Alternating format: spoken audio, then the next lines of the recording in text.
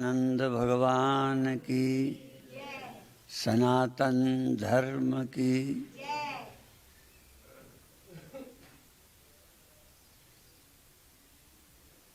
भारत के सभी चिंतक परमात्मा को व्यापक मानते हैं।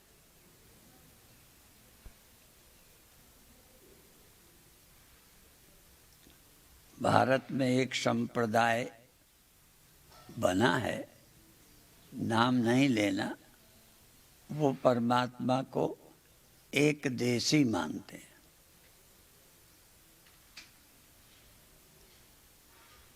और कोई भी दृश्य, जो दृश्य होगा वो व्यापक नहीं होगा।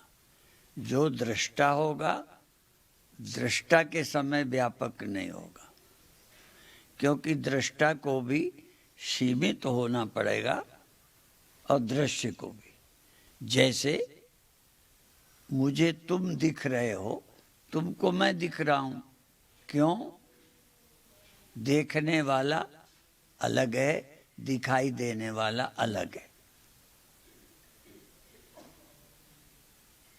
देखने वाले से यदि दृश्य भिन्न नहीं होगा तो दिखेगा नहीं। तो दृश्य भी सीमित है और दृष्टा भी सीमित है। दृष्टा एकदेशी, दृश्य एकदेशी। अब दृश्य का आश्रय और दृष्टा का आश्रय वो व्यापक है और एक है। दृश्य का अधिष्ठान और दृष्टा का अधिष्ठान एक ही है, परंतु दृष्टा अपने स्वरूप को पहचान सकता है। मैं कौन हूं? तो दृष्टा अपनी परिच्छिन्नता से मुक्त हो जाएगा जब दृष्टा अपने स्वरूप को पहचानेगा। परंतु दृश्य को पता ही नहीं है, इसलिए वो अपने स्वरूप को नहीं जानता। जबकि दृश्य का स्वरूप भी वही है जो दृष्टा का स्वरूप है। अर्थात दृश्य का आत्मा और दृष्टा का आत्मा एक ही है। हर दृश्य में परमात्मा विद्यमान है, हर दृष्टा में परमात्मा विद्यमान है, परंतु दृष्टा अपने स्वरूप का अनुभव कर सकता है, मैं कौन हूं। तो जब ये दृष्टा अपने स्वरूप को प्राप्त करेगा तो इसी का नाम है दृष्टा ब्रह्म हो गया। और ये इस श्लोक में भी है, ब्रह्मभूतः प्रसन्नात्मा न सोचति न कांक्षति। जो ब्रह्म हो गए, ब्रह्म भूता, जैसे हम क्या हैं? देह भूता, हम देह हो गए। आप ही तो देह हो गए हैं जाग के। मैं देह हूं, ये किसको अनुभव हुआ? तुम्हें। तो तुम अभी क्या हो? देह भूता। तुम अभी दृश्य हो गए हो। अभी दृष्टा दृश्य हो गया है। दृष्टा अपने को ये मानता है मैं दिख रहा हूं, मैं बैठा हूं। अब दृष्टा ने अनुभव किया, लेकिन क्या अनुभव किया? बैठा हूं। दृष्टा बैठा नहीं है और बैठा वाला दृष्टा नहीं है। बैठे वाले को पता नहीं है, जिसे पता है वो बैठा नहीं है, परंतु दृष्टा और दृश्य की एकता हो गई। दृष्टा ने अपने को दृश्य मान लिया, इसी का नाम भ्रम है। दृष्टा को दृष्टा मानना चाहिए, पर वो अपने को दृष्टा नहीं मानता, देह मानता है। दिखता हूं, बैठा हूं, चलता हूं। तो दृष्टा देहाभिमानी हो गया। और होना क्या है? दृष्टा को स्वरूपाभिमानी होना चाहिए। दृष्टा का स्वरूप चेतन व्यापक है, दृष्टा व्यापक नहीं है, दृष्टा का स्वरूप व्यापक है। दृष्टा परिच्छिन्न है। यदि दृष्टा परिच्छिन्न ना होता तो इसको कुछ दिखता ही नहीं। बिना सीमित हुए दृष्टा के दृश्य नहीं दिख सकता। दृश्य के दिखने के लिए दृष्टा होना चाहिए और दृष्टा और दृश्य में भिन्नता होना चाहिए। तो मैं दृष्टा हूं, देह दृश्य है। मैं दृष्टा हूं, मन दृश्य है। अब ये दृष्टा जब व्यापक होगा, जिस समय इसको अहम ब्रह्मास्मि का अनुभव होगा, जिस समय, उस समय दृष्टा ब्रह्म। और दृष्टा जब ब्रह्म होगा तो इसका कोई दृश्य नहीं होगा। इसीलिए बोल देते हैं सतगुरु द्वारे पे गजब हो गया। कहीं क्या हो गया? अहम ब्रह्म जान के, बोल के नहीं। अहम ब्रह्म बोल के जगत नहीं खोएगा। अहम ब्रह्म जान के, जब मैं अपने को ब्रह्म जानूंगा, और ब्रह्म को कभी भी ऐसे नहीं जाना जा सकता जैसे हम एक दूसरे को जानते हैं। ऐसे ही मैं जानूं और ब्रह्म जाना जाए, ऐसा नहीं हो सकता। जरा ध्यान देना, मैं ब्रह्म को जानूं, मैं ब्रह्म के जानने वाला ब्रह्म जानने में आया तो द्वैत हो जाएगा। इसलिए अहम को दृश्य करके, अहम को विषय करके ब्रह्म नहीं जाना जाता। अहम का भी स्वयं कोई आकार नहीं है। अहम व्यापक है, व्यापक ही अहम है। हमारे गुरुओं ने कहा है सर्वनिवासी सदा अलेपा। दो बातें कही, एक तो सर्व में निवास है और सदा अलेप है। अभी फिलहाल दो चेतन मान लो मंत्र के हिसाब से भी। द्वा सुपर्णा सयुजा सखाया, समानम वृक्षम परिसस्व जाते, तयो रेखा पिपलम स्वादवत्ती, अनसना नन्यो अविचाकशीति। एक जगह दो चिड़ियां बैठी हैं, एक पेड़ के फल को खाती है, एक देखती है, खाती नहीं है। अर्थात अंतःकरण में दो चेतन है, एक चिदाभास है और एक साक्षी है। चिदाभास अंतःकरण और देह के अनुसार सुख दुख भोगता है, फल खा रहा है, और दूसरा साक्षी है जो खाता नहीं। तो इसीलिए गुरुओं ने कहा सर्वनिवासी सदा लेपा। और एक जगह गुरुओं ने और कहा है घट घट में हरजू बसे, संतन कहो पुकार। घट घट में हरि रहते। भारत में एक संप्रदाय जो भगवान को व्यापक नहीं मानता। अन्य धर्मों में तो व्यापक पहले ही नहीं मानते। कोई चौथे आसमान में मानता है, कोई सातवें में। परमात्मा सब जगह नहीं रहता, चौथे आसमान में रहता है, सातवें में रहता है। और भगवान तभी दिखेगा, फिर सोचो, जब दृश्य बनेगा। और दृश्य बनेगा तो भगवान नासी हो जाएगा। जो दिसे सो सकल विनाशी। कोई भी हो, यदि गुरु भी दिख गया है तो नासी दिखा होगा। यदि भगवान दिखा होगा तो नाशी होगा। यद यद दृश्यम तत्तद अनित्यम, जो दिसे सो सकल विनाशी। इसलिए परमात्मा दृश्य और मैं दृष्टा ऐसा नहीं। दृष्टा और परमात्मा व्यापक और दृष्टा एक ही हैं। और जब ये दृष्टा व्यापक हो जाता है दृष्टा की परिच्छिन्नता, दृष्टा की सीमितता खो जाती है, दृष्टा असीम होता है। तभी दो शब्द है, जैसे अभी कहा था देह भूता और दूसरा होता है ब्रह्म भूता। ब्रह्म भूता प्रसन्नात्मा ना सोचती ना कांक्षति।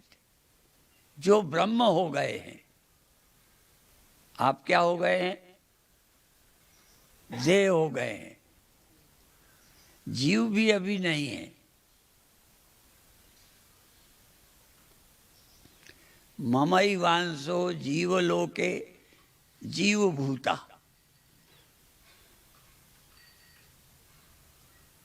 भगवान परमात्मा का अंश जीव हो गया और अपन तो जीव भी नहीं हुए, देह हो गए। तो पहले देह हूं इस भाव से मुक्त हो, फिर जीव भाव से मुक्त होकर ब्रह्म भाव को प्राप्त करें। ब्रह्म भाव मद भावायोपपद्यते। जब गुणों को करता जानोगे, प्रकृति को करता जानोगे, तब तुम चैतन्य साक्षी अपने आप को ब्रह्म हो जाओगे। ब्रह्म होना है। अभी देह हो गए हो। यदि देह नहीं होते तो मरते नहीं, देह नहीं होते तो बूढ़े नहीं थे, देह नहीं होते तो जन्मे नहीं हो। और किसी कारण मानो भी तो देह नहीं हो तो पैदा तो नहीं हुए, प्रकट हुए हो। देह जन्मा, तुम प्रकट होकर देह को देखते हो। तुम प्रकट हो जाते हो और अप्रकट हो जाते हो। अभी भी देख लो, अभी जागृत में प्रकट हो गए, सुषुप्ति में अप्रकट हो गए। व्यक्त और अव्यक्त और अव्यक्तावस्था बीज रूप है, अव्यक्तावस्था कारण रूप है, अव्यक्तावस्था ही ईश्वर है, प्राज्ञ। जहां कोई देह मन नहीं है, अप्रकट है, बीज रूप में आप हैं।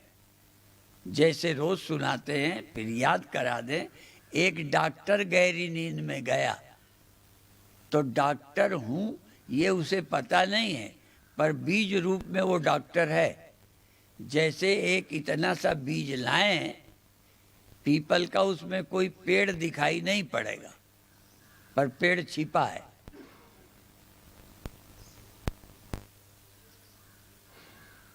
सन का बीज कभी देखना, बीज में वो छिपा रहता, थोड़ा सा गीला होगा तो दोनों पंखुड़ियां ऐसे मालूम पड़ेंगी। अर्थात बीज माने छिपा हुआ वृक्ष। सुषुप्ति माने डॉक्टर छिपा है, खत्म नहीं हुआ डॉक्टर, मास्टर खत्म नहीं हुआ। जो कुछ आप हैं गहरी नींद में बिल्कुल पता नहीं, लेकिन सब कुछ सुरक्षित है। बल्कि सच बता दूं, सुषुप्ति में जितना सब कुछ, कारण में सब चीज सुरक्षित रहती है।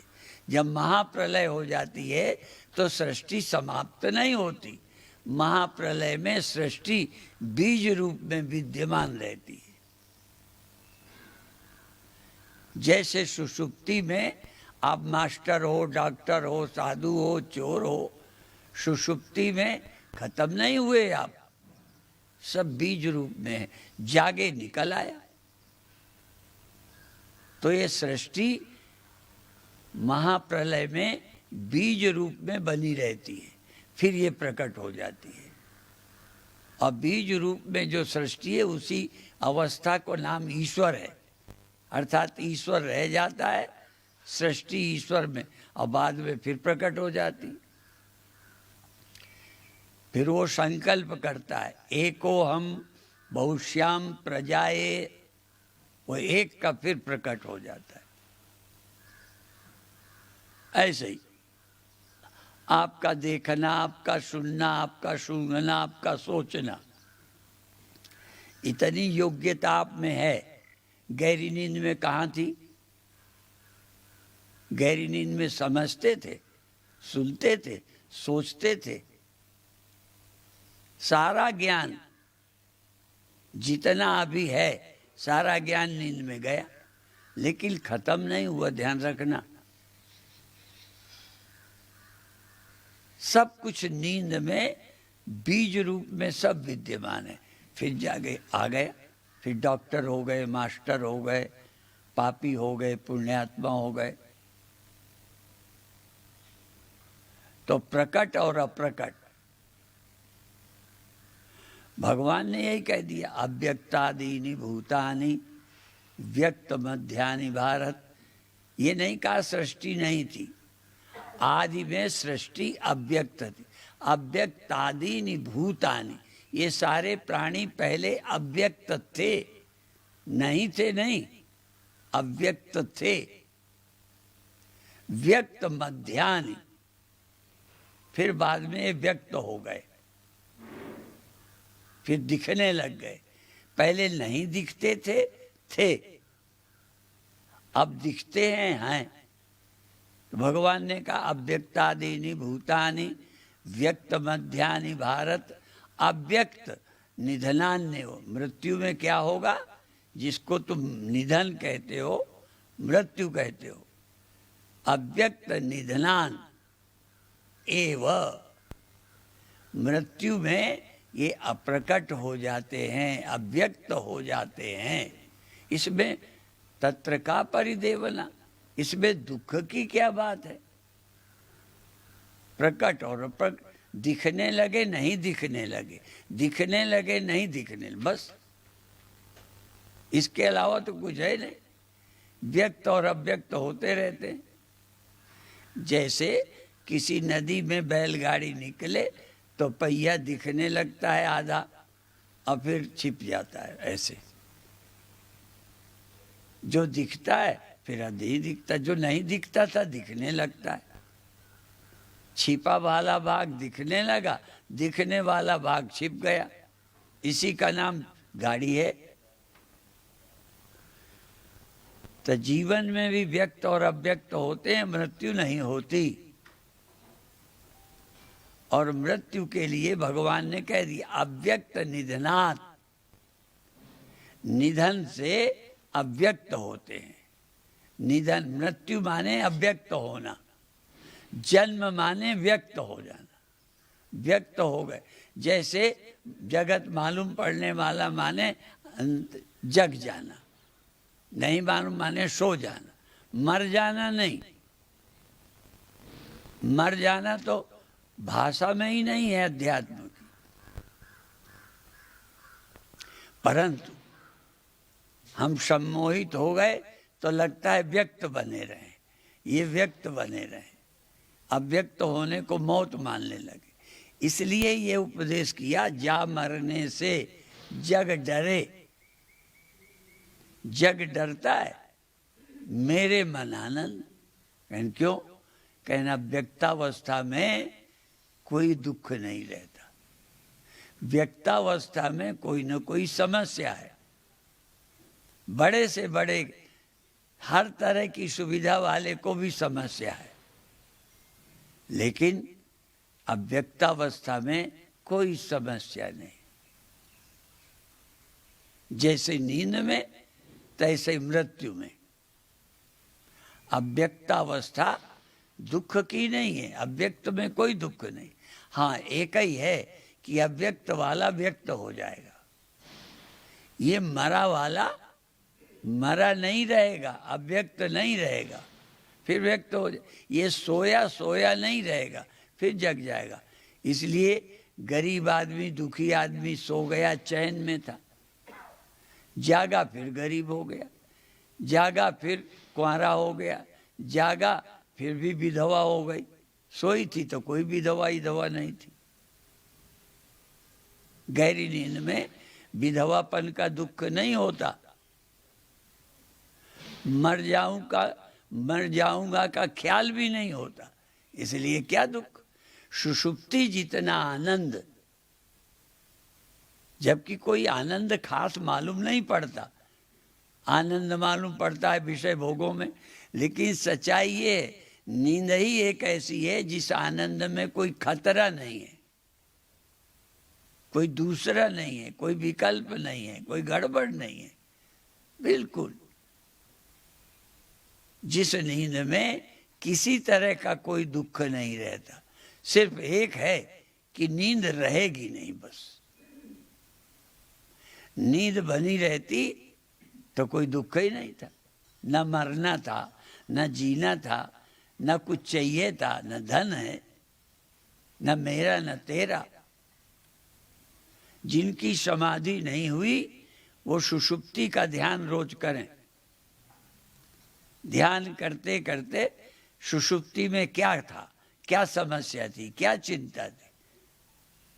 आप भगवान का ध्यान नहीं जानते, मत करो। पर ध्यान का है कि वैसे ही हो जाना। ध्यान का मतलब है ध्येयाकार हो जाए, जिसका हमें ध्यान करना वही हो जाए। तो नींद के ध्यान का मतलब नींद की तरह हो जाए। नींद की तरह हो जाओ तो तुमको 100 रुपया दूंगा। कल जब आओगे ना, 100 रुपया इनाम दूंगा। परंतु तुम ये बताना, ध्यान में, जागृत के समय हम ध्यान में नींद की तरह थे। नींद की तरह का मतलब कोई दुख नहीं था। नींद में कोई दुख था, टेंशन थी, बोलो, नहीं, कोई चिंता नहीं। बूढ़े हुए मर जाएंगे, ये घाटा लग जाएगा, देश का क्या बनेगा, मेरा क्या बनेगा, मैं तो अभी अधूरा हूं। नींद में कोई अधूरापन परेशान करता था, और जागृत में अमीर हो तो बड़ा अमीर परेशान कर रहा है, गुरु हो तो जिसके ज्यादा चेले हैं वो परेशानी है। जागृत में नींद की तरह हो जाना, होश पूर्वक, होश पूर्वक नींद की तरह होना ही समाधि है।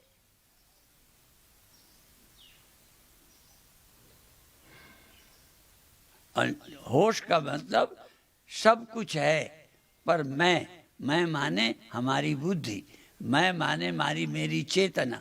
मेरी चेतना में न भय है, न चिंता है, न कोई कामना है, क्योंकि नींद में हम चाहते भी नहीं कि ये मिल जाए। तो जागृत में यदि कोई 2-4 मिनट को भी, बस 2-4 मिनट को, भगवान का ध्यान नहीं, आत्मा का ध्यान नहीं, स्वर्ग नरक नहीं, जागृत अवस्था में अपनी अनुभूति में कोई चाह ना हो, कोई चिंता ना हो, और अपने मन के ही साक्षी बनो।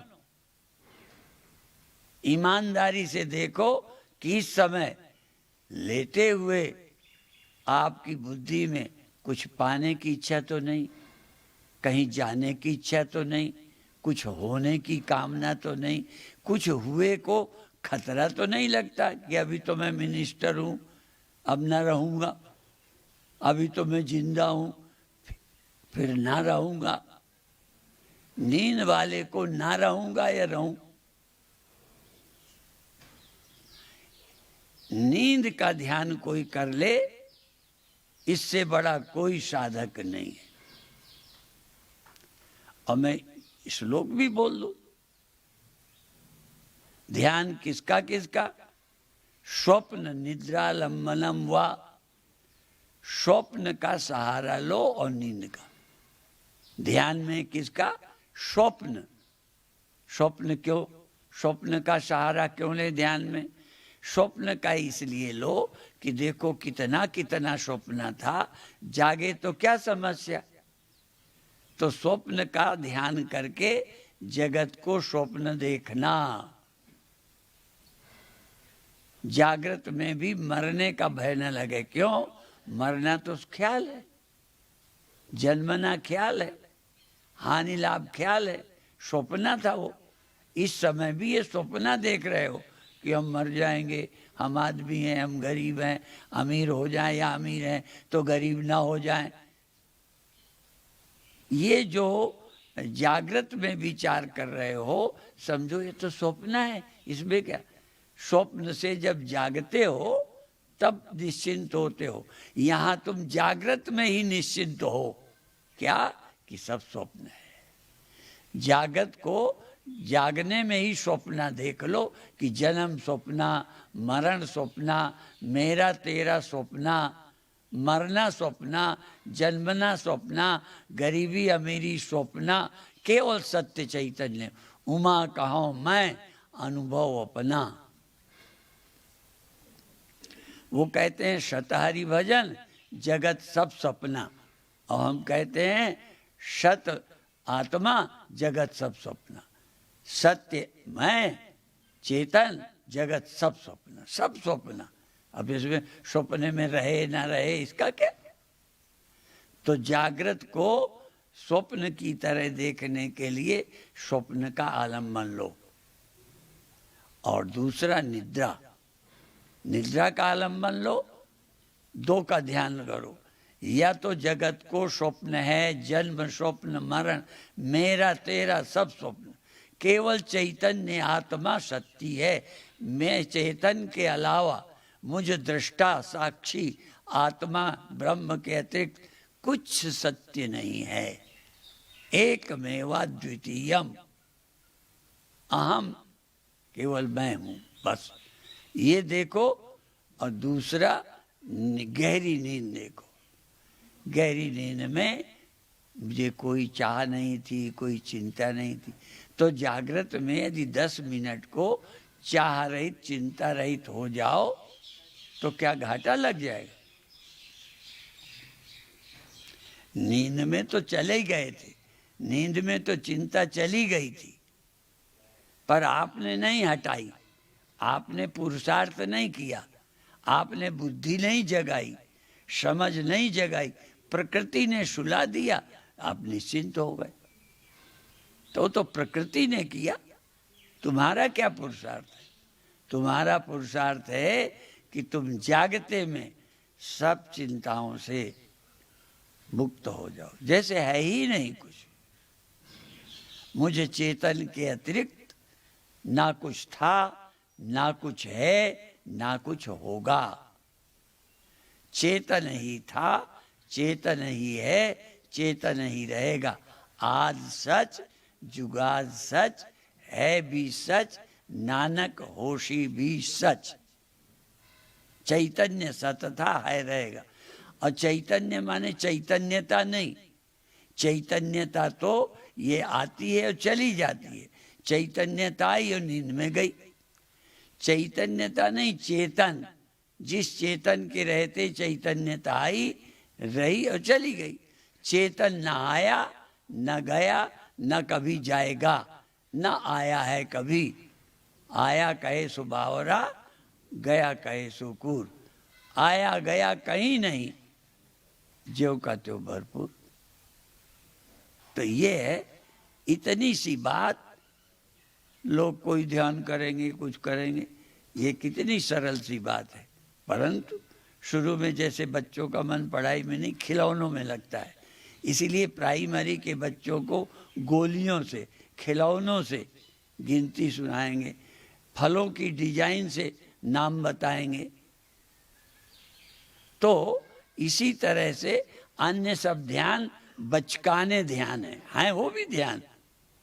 जैसे बच्चों को बच्चों के ढंग से पढ़ाना पड़ेगा, तो इसी तरह से शुरू के ध्यान में किसी प्रकाश का ध्यान, आकाश का ध्यान, गुरु का ध्यान, मंत्र में और किसी में लगाओ। लेकिन परम ध्यान है निद्रा का ध्यान। ध्यान करते करते नींद के सारे लक्षण अपने में ले आओ। आप अपने अंतःकरण में नींद के सब लक्षण ले आओ। नींद नहीं लाओ, नींद ना आवे, नींद के लक्षण आ जाएं। यदि नींद आ गई तब तो वो वहीं पहुंच गए। नींद में नहीं जाना, नींद की सारी लक्षण। निश्चिंतता लाना है, अचाह, नींद में चाहते नहीं थे, जागृत में भी न चाहो। नींद में चिंता नहीं थी, अब भी कोई जो चीज थी उसके चले जाने का भय नहीं था, कोई पता ही नहीं था। अब हमें पता सब है, पर किसी के चले जाने का भय नहीं, किसी के पाने की कामना नहीं। ऐसे छोटे अनजान बच्चे की तरह, जैसे बड़ा छोटा बच्चा बिस्तर में खेल रहा है, हाथ पैर पटक रहा है, अभी उसे जब तक भूख नहीं लगी माँ भी नहीं चाहिए, दूध भी नहीं चाहिए, पड़ा है। इसलिए छोटे बच्चे का ध्यान भी ध्यान है। नवजात बच्चा, छोटे बच्चे की तरह हो जाओ। काहे से? शरीर से। अब इतनी मोटी बात कैसे हो जाएगी? तो शरीर से नहीं, आप अपनी फीलिंग में, अनुभूति में बच्चे हो जाओ। इसलिए ज्ञानी को कहते हैं बच्चे की तरह होता है। पर अब बच्चे की तरह कहाँ लोग हैं? बड़ा मुश्किल है बच्चा होना। कई बार मैं ये लाइन बोल चुका हूं, दोहरा देता हूं, क्योंकि विषय तो विषय है। एक कहता है बस एक कामना है मेरी, तुम भी एक कामना करो मैं बच्चा हो जाऊं, एक कामना करो कि मैं नींद जैसा हो जाऊं, एक कामना करो कि जगत मुझे स्वप्न लगने लग जाए। बस बस एक कामना है मेरी, ये मेरा बचपन अमर रहे। बचपन, शरीर नहीं, मेरी बचपन की सरलता, बचपन का स्वभाव। दो बच्चे लड़ जाएंगे और फिर खेलेंगे, खाते में नोचा नाची कर देंगे। कभी बच्चों को देखा करो। साधु के दर्शन नहीं, साधु के दर्शन करना तुम्हें बड़ा मुश्किल है। साधु बच्चों का दर्शन करो, कैसे सरल है। नींद की याद करो, क्या कमी थी आपको? तो ये तो बचपन का, बस एक कामना है मेरी, ये मेरा बचपन अमर रहे।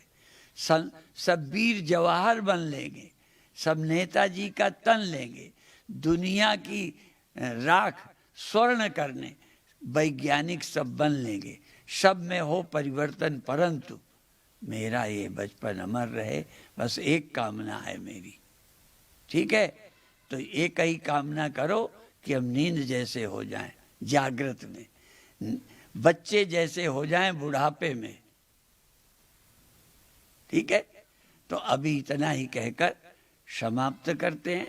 ओम शांति शांति शांति।